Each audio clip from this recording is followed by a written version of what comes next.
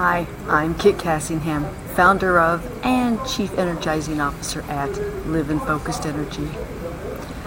Clarity, energy, and mindfulness are three keys to my high performance coaching and your high performance living. Today and tomorrow, I'm going to address two aspects of clarity, because that impacts your life in untold ways. I know it's impacted mine.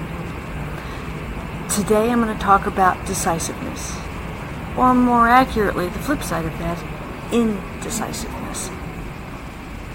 Are you like a kid in a candy store? I know I am. Oh, I didn't take my headset out, sorry. I've been on the road, still on the road, and the headset keeps me hands-free while I'm driving. I have delighted in my kid in a candy store attitude, but it has drawbacks, downsides, and that's what I want to talk to you about today. So, my first awareness of my indecisiveness, I was 8, 9 years old. I couldn't decide if I wanted to go off with Mom to run errands or stay at my friend's house. Mom, friend, Mom, friend. Mom decided for me. She got tired of my indecisiveness. I stayed at my friend's. I only had 2 choices to make, and I was paralyzed. I was in tears that I was left behind. I would have been in tears if she'd taken me away. Rat child that I was. I may still be. I have also collected through the years wide, diverse interests that have reflected in my hobbies and my career choices. Hobbies, and I'm going to read from my list so I can show you the diversity. Hobbies include playing the piano, learning languages, painting glass, doing collage work, feng shui, gardening, walking, hiking, skiing, swimming, reading, sewing, photography, travel, singing. Wisely, I don't do that publicly. Dancing. It says shopping, but I'm not sure I shop as a hobby. But anyway, I wonder what that was. Then, oh, hi Julie, how are you? Career choices have included stream biology, forestry, interior design, computer programming, being an artist, a coach, a tailor, bed and breakfast innkeeper, farmer, organic farmer to be precise, realtor, colorist, wedding planner. I do a lot of these things, or have done a lot of these things, and I've enjoyed that. And so with my diverse careers, I've known that when one line petered out, I could go on to another. Some have lasted a long time, some never came to fruition. I was a teletype operator for a year, loved it. It was great fun. I didn't like being a secretary, not my cup of tea, but I did it. And you hear people say, just decide. That's like when I said yesterday to try harder. It doesn't work. It didn't work for me, and it probably doesn't work for you either. When people tell me to decide, I almost freeze up. When I first was trying to get my coaching business off the ground, the common advice was, oh, you need to choose an avatar, one person you're talking to, talk to them.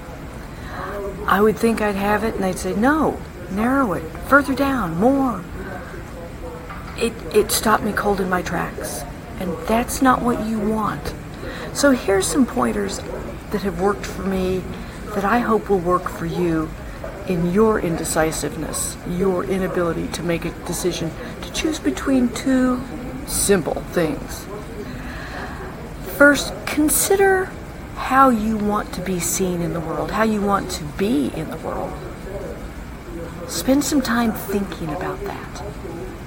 And then think about the words that describe the bestest you can be, and live into that.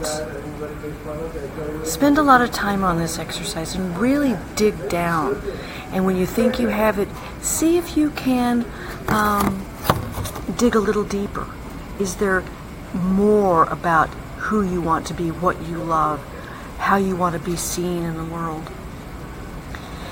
After you've spent some time with that, maybe then you'll be prepared to make a decision. Choose something that you really love and want to spend some time doing it. And then go after it. Spend enough time with this. And I'm not talking a few weeks or months. I'm saying spend a lot of time with it. Get up to speed. Get through the learning curve. Get past those speed bumps, the tests that the universe gives you. Commit to this thing. And then stick with it enough to develop it into something you're proud of. You can always choose to go on and do other things later on, but you'll have so much pride in having stuck with one thing. Pride in accomplishing it, the tenacity that you're going to use and rely on, the decisiveness. You can also choose some of those things that interest you as hobbies and service. My EMT work is service. It's not a career I want, but I love it as a hobby, if you will. It's service. I use my hiking as a hobby, my reading. I let Randy do some cooking, but I love to cook. Cooking is a hobby, but not one I'm as passionate about as I used to be. Take baby steps with this growth. When we're indecisive as we are because we want so much, it's kind of like saying no. We want to say, well, that is the problem with saying no, because we want to say yes to everything. Being decisive is saying yes to, being decisive is saying no to things. Being indecisive is saying yes to everything.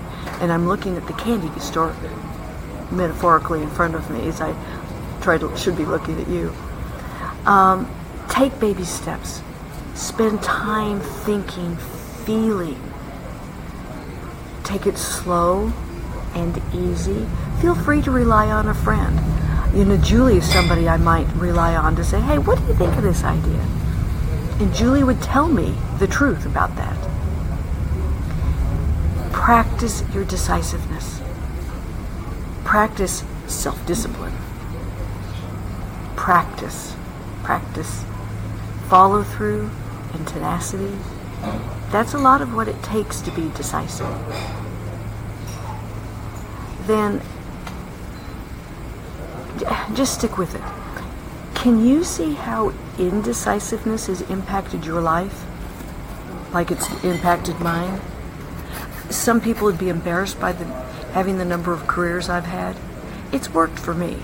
The last indecisiveness has been the hardest because it's almost 3 years ago now that I knew what I wanted to do, but I couldn't quite pin it down until now.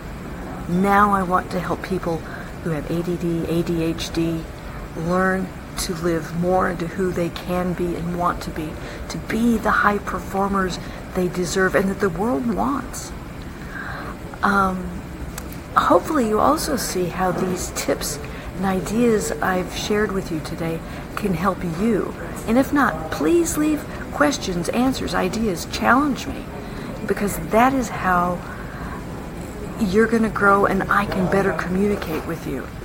When I was a bed and breakfast innkeeper coach, the way I approached my clients was to say, for example, here are the 6 things that have worked for me and other innkeepers. This one is my favorite. So work with what you want. Maybe take the best of those 6 and create what works for you. The same applies for you in your decisiveness, be it for a career, what you're having for dinner, what you're going to wear today. Take the best and leave the rest. And let me know what's worked for you. I will use that approach with you also, sharing what's worked for me, what's worked for others of you out there who share with me. Indecisiveness is one characteristic of some ADD, ADHD types. Not everybody has that, and some of us have it to more or lesser degrees than others. I think sometimes even my challenge with diet and commitment is partly related to indecisiveness. I know I'm tenacious, and I know what I want. I also know that I want it all. Tomorrow I'm going to talk about a different aspect of clarity. That's the disruption from input overwhelm. I see the challenges with decluttering your life, your house, your office. I see getting lost in the sights and sounds or in the trees as being part of that indecisiveness and part of a lack of clarity. That's it for me for today. You can always watch my videos on my Facebook Live in Focused Energy page. You can watch them on my YouTube channel, and you can watch them on my website, liveinfocusedenergy.com. I'm Kit Cassingham.